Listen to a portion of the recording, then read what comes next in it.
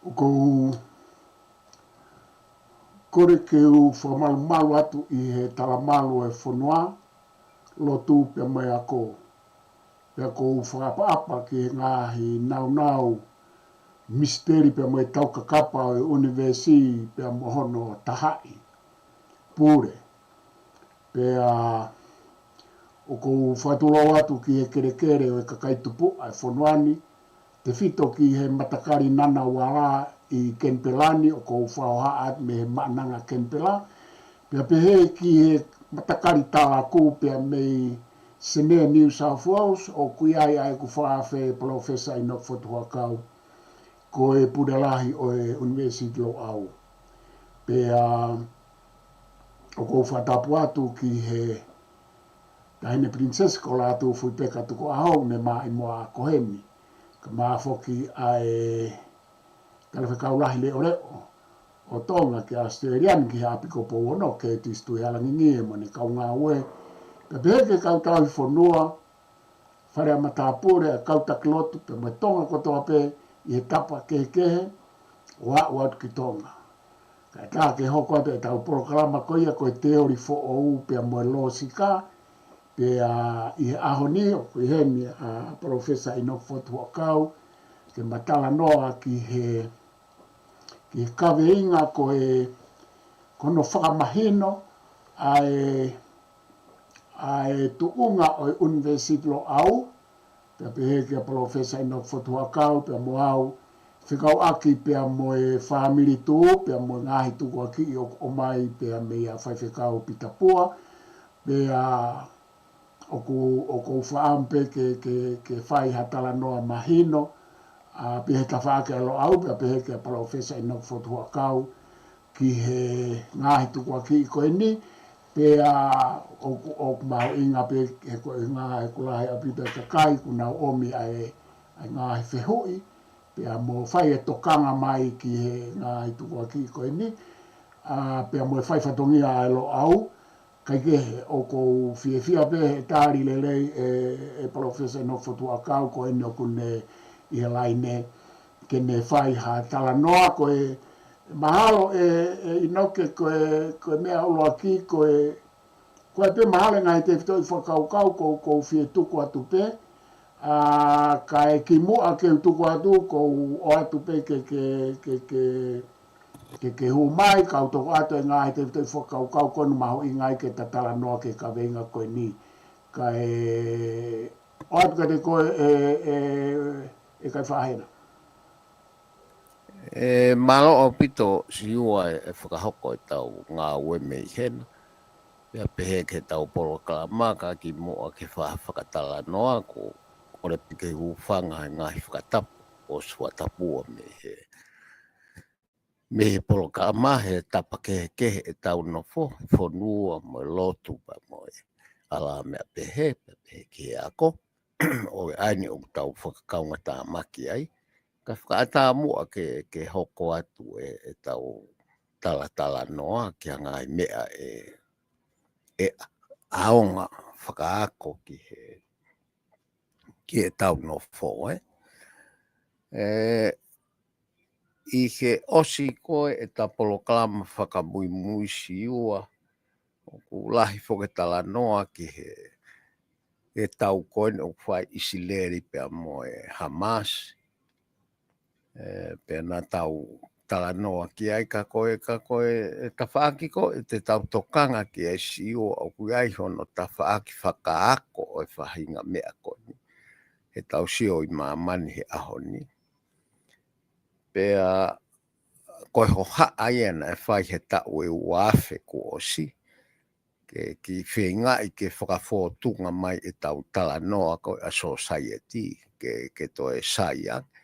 Aeni o tau kawei o ku tau to o mai a honi ke mono mai o ke kau I he e tālanga whakaako ai ho haa ko ia.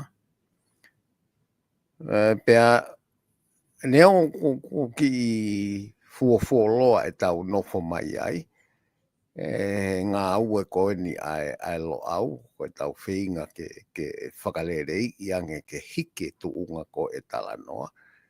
ke ki sa yange mo whakafotunga mai o iaha whahinga siwilai lei o tau huki ai, Ka o ku asi mai si uai he o ku kehe ku si o ake palparema ko hoko he tai mini mamani. Ka kou tuku aki au ne tauhanga o ori aki ai. Tala no whakaluku fua koe a society he tau lau iawhet. Mai peki ahon. O kai ke tau tokanga tau tolu ki ai ka nofo e tau hoha a tau tolu koe.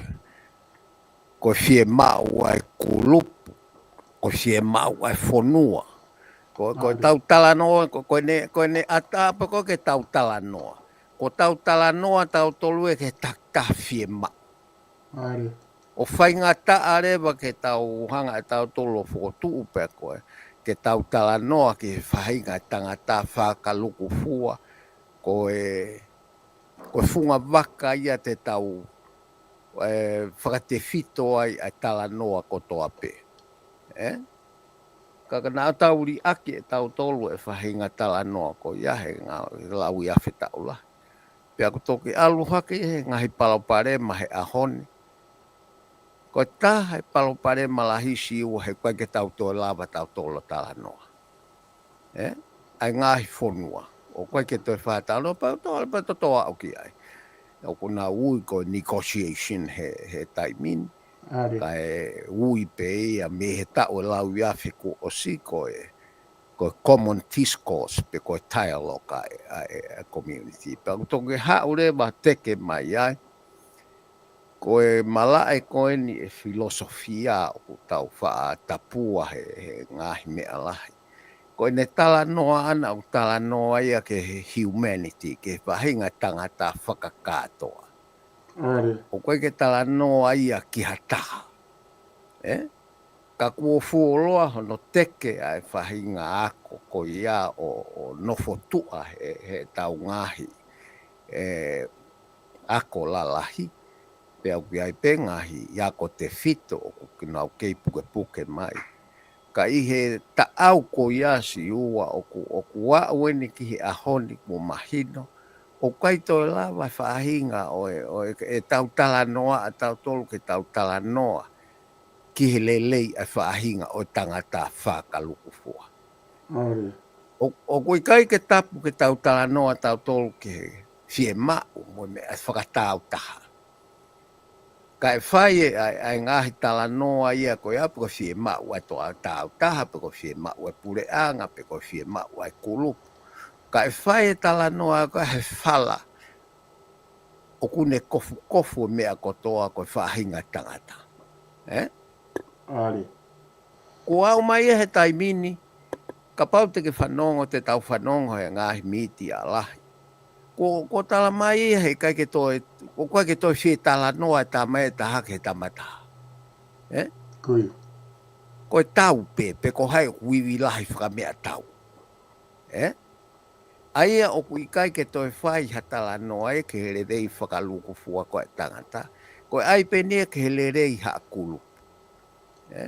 Pea koe tu unga e ko ui ai tala noa he taimini. Pea koe toi hanga he tawhaaki ko ia whakaloto lahi i mai ki tau tolu he ngā ue. O ku tau mata o ku tonu e tau mea koe o tau nofo ai e lo au. Ko pau ke toi whakafoki mai hange koe tangata ko Aristotle. Mo ne hohaa koe ke tala noa a society ke whakalerei. Pea oku alu hono ngahi konga whakaako lahi hange koe ngahi curriculum o koe ke toi whakamalohi.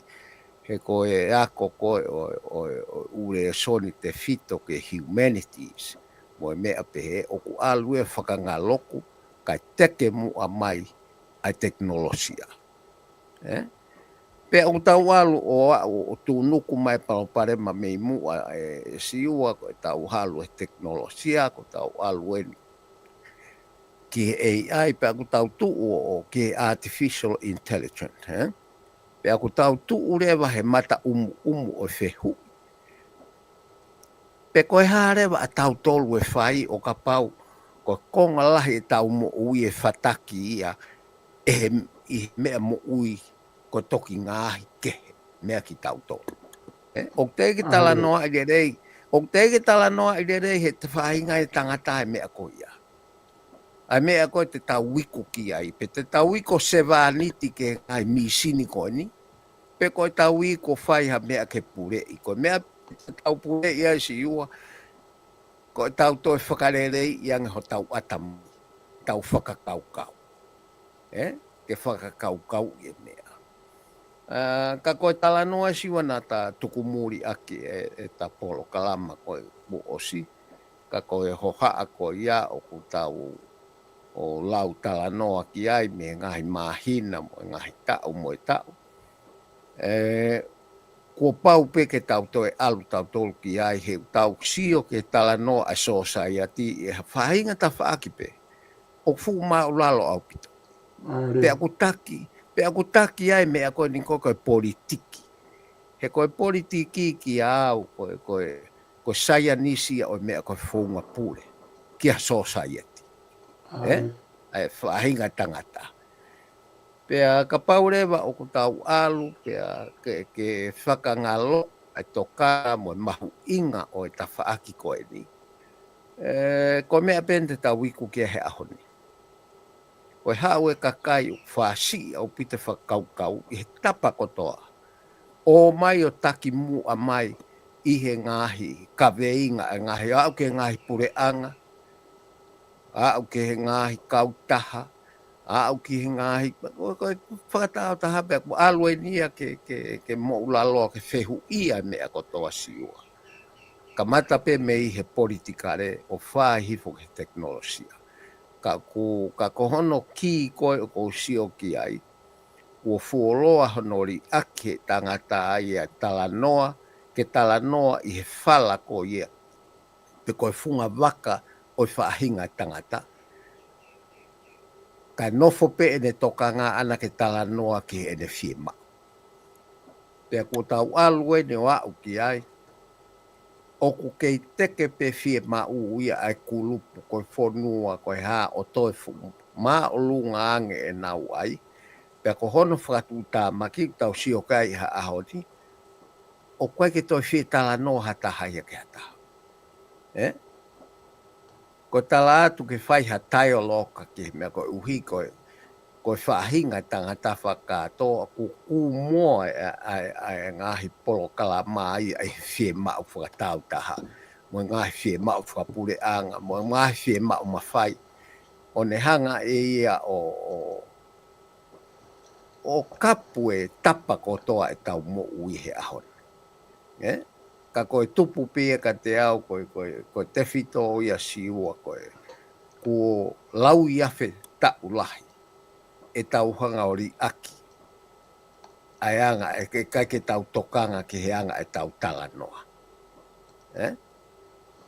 Koe mea ia siua na e tukumuri ake ta polo kalama koku o sika kou toi fie o atu pea hui tau ka mata peke ngā aue maamari e atu ke mea koe ni. Ka koe mea koku asi maamani he taimini, moni pea te tau tokanga ki he tau mo mea koe. Koe mea hoko. Maina? Ka iho no uho, mei mui, koe ikai ke toi lava tangata aia o tala noa mahai whahinga o tangata. Koe palapare, tefto i palapare mai. E siwa, ka koe sio ki ai, ka koe toki whaka asi mai peia i he tau mohono ngahi tapa ke he ke. Ka koe mea ku asi mai, o koe ke toi lava e whahinga tangata o tala noa. Ka koe ki funga pea siwa o tuku atu ke ka mata e tapo tala noa. Aloha bito kai whahena pea kutui koe whatongia mahu inga ia o toi whakamanatu mai e ka polokalama whaosi pea kai ngata e ka polokalama whaosi ka koe ngahi te whito i whakaukau whikau aki pea moe tala noa moe losi ka koe ta polokalama whokia koe ni ai universiare mo lo sika he tautala no fa aho pe ku ke te hanga fa manatu mai ai alu a mamani o mama o pe me he malawa ke tautala no uhinga lele pe o mai ai ngahi ngā ue whakaitoro whakaifekumi whakai taukei whakai i hawhainga mala o a o ki he wawanga mo wawaro o whai aki a e tautala noa. Pea koutui koe ta proklama te taha ki mua na ke tala noa ai ki he mea maho inga e taha koe alu koe e tautala noa, alu koe ai lo sika ia mo whainga whakauhinga o maho inga e tala noa ne uhinga ke Aristotolo. O alu io me nofo ia ki he saini si mo e teknolosia, hange koe ni na ke whakatata mai aki ki he AI. Kai hange koe o ku i kaito e poto e tangata ia he tala noa mo e whakauhinga. Pa koutui koe programa koe ni ai teori fo o mo e lo sika koe ne wheinga ke whakamalohi mo o mai ngai whakaukau whakaako ki he tala noa. Pea mo e tau teke atu ki ho tau community, ta tau pe he community whakawaha pureanga mo e tau community tonga ai mahu inga o e tala noa, lelei tala noa uhinga, tala noa ku maa opo whai ki ngai whakatotolo e ngai taulahi, pia mono ngawe ake ngai whonga ke o e whekumi mo e whakatotolo whakaako mo whakalo au. Pia o whawhiawhia o pitoia, o toi hanga hulu i mai, pia ngepe ko whakatata na ke toi whamanatu mai, koe mea laha ia o toi alu ke kovi ange a wheke i mo e tau o au pe i e tuk whamaman lahi pa te au mai pe ki he tau nofo whakawhitu, whaka-regional, o au mai ki he tau nofo whakai community i muri pe motonga ke te fulawa whai ai tala noa lelei mo e tala noa uhinga. Io pe ko whaampe koe whaoha a koe kaweinga koe na utuku atu i he takamata koutui. Te takei omi pe kai whaahina ki whakauhinga o e tala noa pe mohono whakamahino i mo renke mama o ke pehe koe ai ke tau whai ai ha whelaka ki e ngahi siakare. Ka koe tau hanga whakamahino a ngahi te whitoi whakaukau, pe mo ngahi pupungarea, pe mo ngahi taukawe. Koutui koe mea koe te uhanga o wholahe atu ke hanga mua o whaimaha o tala noa ke ai mahano whakamahino. O koe ai e ngahi, koe ngā aue koe ne taukau au mo mea ko o mai, o koe ngahi tuku aki i whewheka ka kou whemau, pia ke ta tala noa pe he uhinga o whakauhinga tala noa uhinga lelei. Pia nai whai whakawhehu ia pe hepe mahu inga ke whai kia ha tala noa pe ikai, koe ngahi tuku aki koe no whai e whai whikau pita pua manu e kaho le rea pe, kia koe moa mo e lo au, ka koe kulawe i te kai kia ha me aia te tau whai ki toko taha koe ni.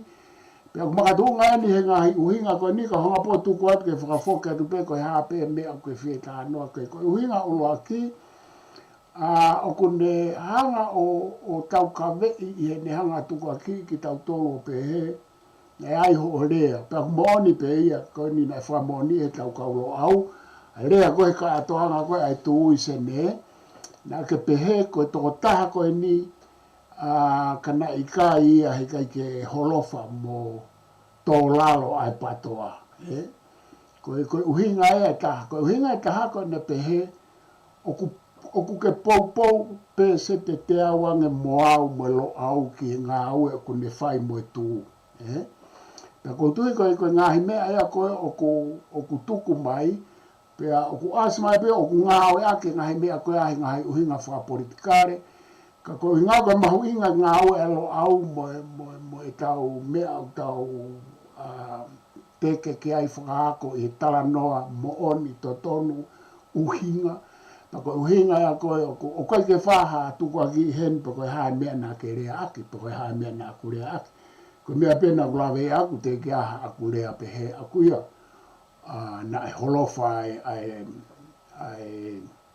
ai ngā aue e patoa, ko e ngā aue ai tū mo whai whekau, pe te kai kia aku lea ako, ko pou kakato ke mea aku nau whai, ka aku mahu inga pe, ai tau taha whai e ne ngā aue, ko mea mahu inga ke tau tala noa, i ngā hi mea aku mooni, ngā hi mea aku lawa ke tau wako me ai, pe oua e whekolosi ake ngā isia. Kareka te utuku atu lo au kai whahina ke whai mai ke ai e profesa o hulu pe, ko ngā patato ke hoko at maro. Io si ua koe mea pēo mahu inga ke tau tala noa ki ai. Ka koe hange koe tau lau, koe ke whakalelei e tanga e tau tala noa. Pea koe rea koe na aku whai koe he kātoanga ai tū, koe ku tui pe aku ia, mo whakatatau ke ngahi mea ko sio ki ai. Koe whakawhepaki a koe na aku whai ki a Akrispo hiwa, o ku lere mai ia ta ulahi pe aku. Mahino pe ia he ngahi tohi ki he newspaper talu ke kalonikari koe ha whai mai mo e hafua koe matangi tonga koe taimio tonga koe. Paku ilo de rei pe ia he kakai koe ni ai ngā ue koe ni koe whakawhepakia koe whakaako na kai ke utu iau o ku mahino ai demokalati ki he toko taha koe ni o whakatatau ke ngahi mea o ne hanga tau kawei. Pea na koe uhinga ia koe e ku rea he koe tau kei koe na tau kei i tonga. Koe whai mai koe ngā ue whakapolitikare koe ni. Koe kakai ako ia e whonua na e mape e ki ai. Aina? Koe ku tau kei ia he o alu i tonga whiinga ke o kau he whiri whare area, koe ai peke te koe ke whakahua toha tala noa o ku uhinga ki he ngā ue whakapolitikare ho tau whonua, pea na usio ai, koe kakai koe na e mui koe ki he tangata koe ni koe toko lahi o ki nao tolu koe kakai o pehe koe kakai ako ia o whonua. I he wheitu kotoa siua. Au ke wāhenga mau tolu.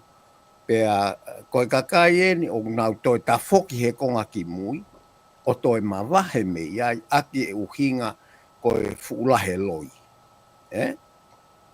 Pea au alua toa ki ai o sio, o ku ikai whai nengo whai whakawhepaki whakaako ka na wongo i pe, o ku ikai ngā au o ka pau o ku alue kakai a koe whonua toko lahi o poupou koe kaunga. Au whakapure anga o kau nau poupou ki whainga tala noa o whai he tangata koe. Pea au toi si o pe i he whakotuu koe ni koe o kuiai ki aha whakape whakawheka. Pea au toi si o pe i he whakotuu koe ni koe he whai whekau ai kulupu koe ni o ngā ue. Pea koe kuongo i koe toki si o ia ki he kulupu koe patoa o ku ngā ue. Koe liriu koe, kumahalo koe rea ia koe na o ngā ue aki, ka koe liriu koe o pehe o ku holofa, whakate fito siwa me whakatonu rea, pe koe te pehe o ku ue sia ai kulupu koe ni, e whakawhepaki o whai koe he kulupu o ku uiko tū. Ka koe tau sio tau ata aina pia tau toko. Koe kulupu koe ni te tau lava o whakauhingai. Pe koe hae tau whakauhinga ke whoirea koe holofa. Ko pau ke tau to sio whakarere ki ai. He ku kei takai holo pe kulupu koe ni. O hange kulupu koe ni koe tuu koe waa. O ku asimahe taimine palopare maa o ku ia waa whakakautau e kulupu koe Hamas, o ku ia hono waa whakapolitikare, o ku ia hono o alu ke pehe ai anga tala. Ka o ko mahu inga ia ma o pe tau mahu inga ia I he anga ko mantu ko mape e holo ko ai mea ko ni ke mea fo politikare ko lo au ko apiako pe he kai ke whakarea o ku tau pou ka tau tu tau ataina ke analaiso ta whaaki kotoa pe ne ongo o tau o tau pou ka pau whakaafe o sa ia he al ke u me atu o ku ia pe ai ngahi mea whakatau tahai o ko si o ke he ngau e kulupu koe ni o ku nau lere ai nau ngau e whakaulunganga ke whonua ko whahinga mea pehe ko whahinga mea pena au tui ki ai ko pau ke kai ke hanga he patoa ia o ori aki whakaulunganga ke whonua panau pehe te tau alu ke mea o sai. Pea hu mai kulupoi ni o ku malohi nau ngau e whakaulunganga. Pea ku tau koe hae whahinga tuu ke whihokotaki ai ngā ue koe I ke mikoula o kune koe puke nofo koe e whonua koe mea mahu I ngā ia ke tau sioki ai. Ka koe taimi ko siua e whakarea ai o whakarea kehe pe te tau sio rewa ke whakauhinga koe ai. Ko he koe pe ko pau ko holo ko uhiga ke holo wha ko tō kere ai ngā aue koe ni. Ka te ke sio wharere ke ai o ke asi holo peho no huri ona I he ngā wheitu. Pe ai hala le waia. Ai pehe koe po holo wha. Pe ka pau ko uhiga ke holo wha ngā vai. Mahalo I ai ki mo oni ai ka te whakate whito si ua ki he whakatonurea pe ko hae whakatonurea o tau whakawhotunga aki hafo I whakaukau pea mo tau si o koe ke he mo oni o fo I whakaukau ko ia he lawa pe ke hao whakauhinga ai mo whakarea pa tau pehe ko fo I whakarea ko ia mo whakauhinga ko ia o ku loi ka koe pehe koko fuirea koe o ku ngaue ai patoa ia he taimi koe ia o ku pehe koe o mo nia he ku ngaue. Koe anga ia ke he o tau whakatonu rea siua ka hange koe tau lau ke tau nofo maupe e tau talanoa o ono whakawhotunga o mea ke oua e uesti mo hange ko tau tolu ko tau e mea ta tau pe tau sivi ko patoa mo tau sivi ko tu o ka iai ha ngai mea o tau sio o ku tapa ki tu ai he nau ngawe o ta tau to pe mo mea na tau lere mai ai e tau sio ko ke ngawe ko o fai he kulupu ko ka patoa si e tai mini ka ko uhinga e ko tau fatongia ko apia ko tau tu tau ataina o sio ki he ko e whakarea e tau tō o ngata toi whakarea ko pōpō ki ha kulu ka ku tau loto pe ke whakamahi noi ko lo au ko apiako pe ko ne tu ana ia e tu pe ia I he ngahi whakamooni mo mea siri o siri ia I he taimi ke taimi ha whakakaukau o mai.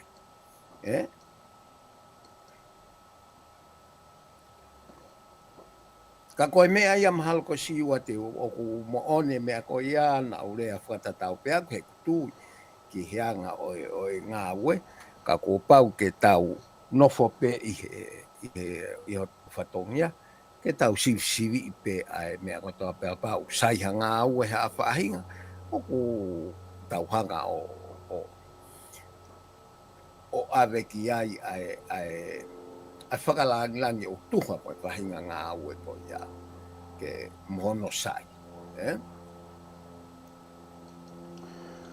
Maloa ki tō kai whaina ko tui o ku mahino ai ko ngā uraki ko ia ho o tari mai ke e ta kaweinga koe ni o e whiawhini.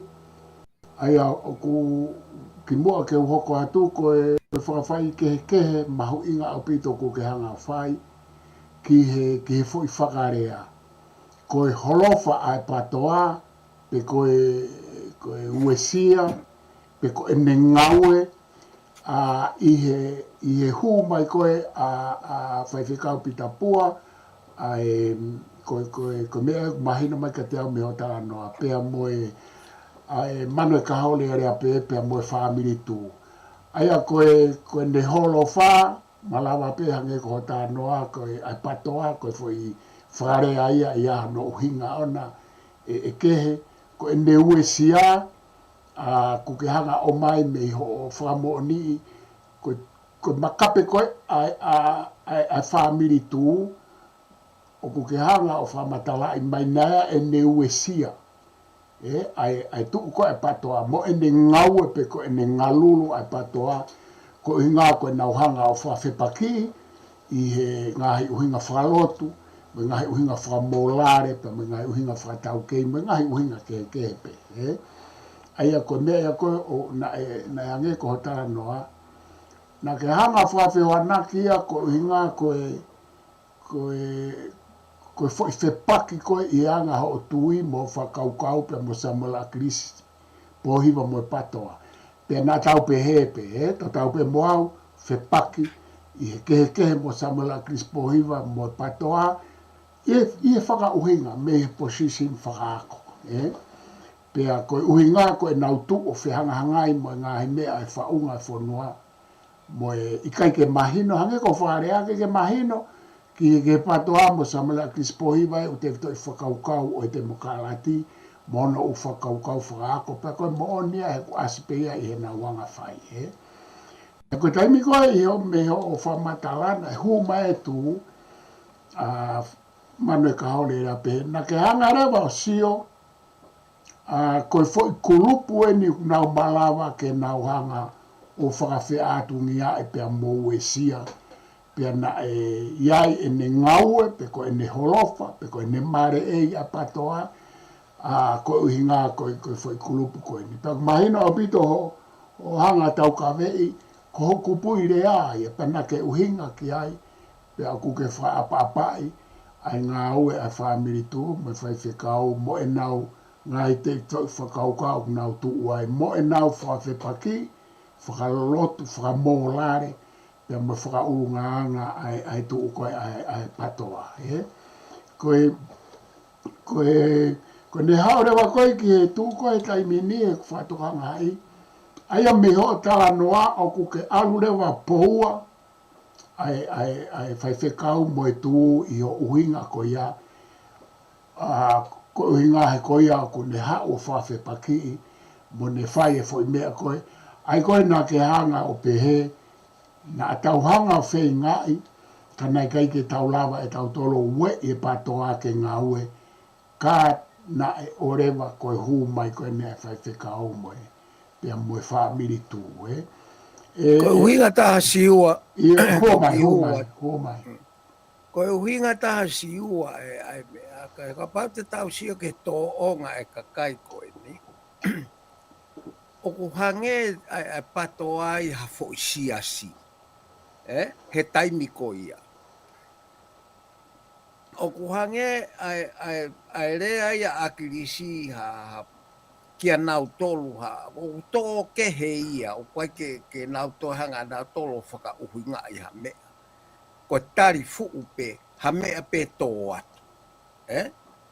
E koe mea, pe ku alure vai he whatonu rea, o ku kau ai si o ia kua nau lotu nau tolu ke toko taha koe ni, ki he whaingata a koe ke whakawhepaki i whakaako.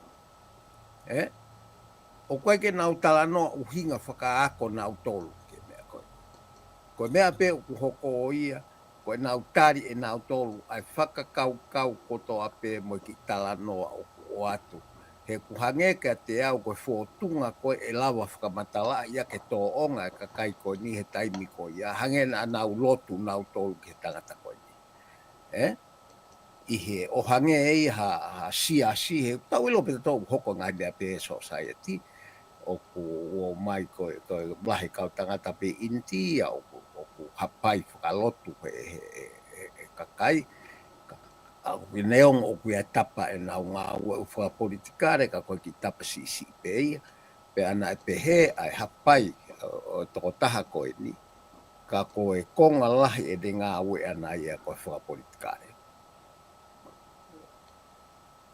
Ka koe mea ia nau rea pe he ai o pou ki he wei koe ni he koe sio pe ako ki he ngau e hono wei whaka ulunganga koe oe he koe mea ia nā tau kehe ai ki mua koe foi mea nai hau mea ai nai tongo mai ke tangata koe ni me tangata koe ni he tau whiohi ka pau ke ngā ue whaka politikare pea ke loi ke lahi ko taha ia ha fo i tui na ne hanga pea ne hanga he tangata koe ni a ngā ue ai fo i mea ko ia pea o pai ke tau toi hanga e tau tolo whaka i kai i he koe tui koe ni koe ngā ue whakapolitikare koe mea e tangata loi pea loi ke lahi koe no tataki ai kakai ke tataki ai ke kakai rā tau oho wale au pito au ia he whahinga rea pe he tangata ni moene whahinga tui pe he kana i kai ke tau pou ki ai he e taimi ko ia. Ka koe mea e tawhaaki a siua e tawhaaki koe nau sio ki ai na whainga taa au pito ki whakawhepaki i whakaako tangata koe. Pea koe poi ni hono ua, koe tangata na e taki koe whunga waka e ako, ko toi aluatu mo ia ia o tuku e ako e ka toi aluatu mo ia o kauhe politiki. O whainga taa le vai a hono whawhepaki i whakaako, ka koe ongo pea pe ua te tāna ki ai o kau ki he ngā vai ai hono whawhepaki i whakaako o tangata koe ni he tungu. Koe ni koe urua ki pe koe urunganga ko hapai ake he kakai, mo tari e nerea, o ki alu e ke whakalotu. E hono kau mui. Koe uape, koe pouturi ki koe na tau nofo ai e funga waka e ako. Ko toi alu atu mo e tangata taki ako ia o kau ia he politiki. Kairi ake ako ia pe tau ilo pe tau tolu siwa he tau hatu koe ne o whenga e whakotu e lo au. Na whainga taange kuonga koe ne o whakotu e lo au i he kuonga koe ne whakotu a tenisi. Na e aluange o whakotu a tenisi ia he taimi o kukei sai au pito tala noa he tau whonua. Kei whakakau iai ki ere me niti o whakaukau he kakai. Pena tau ilo pe tau tolu hono le rei koe ne sivi i whakaako atu peha taha ia po whakafofonga o ku pehe o ku ki ke tari ke wharea rea ko whire kakai ai. Koe me ea koe na tau sio ke ai koe mālohinga ia o e funga waka koe a kohe taimi koe ia. Lere mai he tahi pāno ngofuru whitu ngofuru. Lere mai. Koe fo i hiki koe o toe tuko funga waka e a koe ia. Kai atoe alu moe kau takia koe ia ke politiki. Funga waka siasi mo. Koe mape e koe ia si ua o ku lo lahi ai pou ke tangata ko ni ku alu atu whakalotu, whakaako, o au hi ai ho tau whotua i he mea lahi ka kai ke toi whakarere e tau tala noa. Koe ange au sio koe siwa ke mea koe. Aia koe poini kone o kukehanga o mai e kai whahina he tatala noa.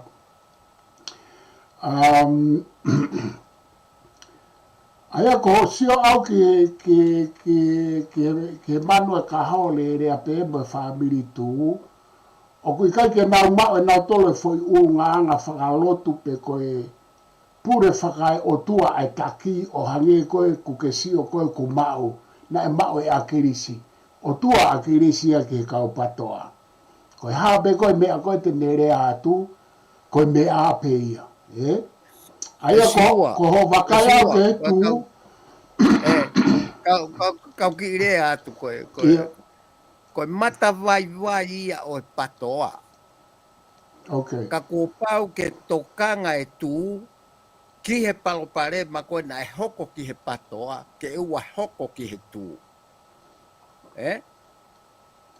O ku whaafo o whapenga he polokala, mai whaafo pe malanga ia ai whaiwhekau. Ka oua te nauhanga o to'o e whaiwhekau, o oua toi sivi i hane mea ana o tatau mo mea na e whai he patoa ke a Krispohi. Koe whakatoka ngā ia, I he tawha, koe a siwa, hokat koe. Iyo, aia koe poini maho i ngā ia ho tānak mai he koe awa kulupu whoko e ni o ku nā ngai kulupu whaporikare patoa, pia koe kulupu kana e tū o kua ngai whaporikare pe moia neongo o ku ikai ke nau pehe, nau tōku nau whaporikare, koe kulupu whalotu, ka koutui o ku kehe ai natula e kulupu whalotu, me he kulupu koe ni he ku wangai whaporikare. Aia koe mea ko o ku asi mai, ki he tau whaifononga mai, ko toi tupu pe fo I mea tatau, mata o ku hange toi tupu pe ai fo I mea tatau ia I he tuu koe ai whamiri tuu he ahoni, o hange pe koe fo I mea koe kei mo ia Samuel a Krispo hiva, ai o koe ke toi whawhehu ia, koe mea pe koe na erea kea Samuel a Krispo hiva, koe mo o ni ia, ko mea pe kone kurea ke ai whaiwhekau a pita pua, koe mo ni ia ke tū. Pea o ku tau hange ko o ku tau alu me he fo I kulupu e taha, ki he fo I kulupu e taha, o ku nā ngai tatau pe. Ka koutui mahao ki ho, he koutui koe whamatala ko ke whai, he fo I konga ko ia, pea mo fo I konga hano wana ke pehe ai koe hu mai koe a palofesa futa helu koe ki he tū, Ki he patoa. Ki he patoa isa, ki he patoa, aia na ikai ke nofo tau a tāina ia, ka toi hu mai ia, o ke pehena ka tau pe mo o hu mai ki he tū, I fo I hu ta tau pe o ku ke pe. Me ho tala noa koe ni he ku, hange pe ho feiva koe ai whamiri tū, koe feiva koe futa koe patoa, a ke whainga moha tā noa ki ai. O koe hu koe te alu koe ki ha mea ke a kātoanga o whakawhei kita ki ai siua. Na te alua taua tā ina pe ata. Ka koe mahino pe koe te aluata ata me funga waka lo au. Maina? Pe au ku ikai ke iaha mea ia, koe tari fuu ha mea ta e sivi I pe koe hae mea. Ai mea ko toa pe uhoko, koe kulupu koe ni, koe patoa, ko hatoi kulupu pepe koe.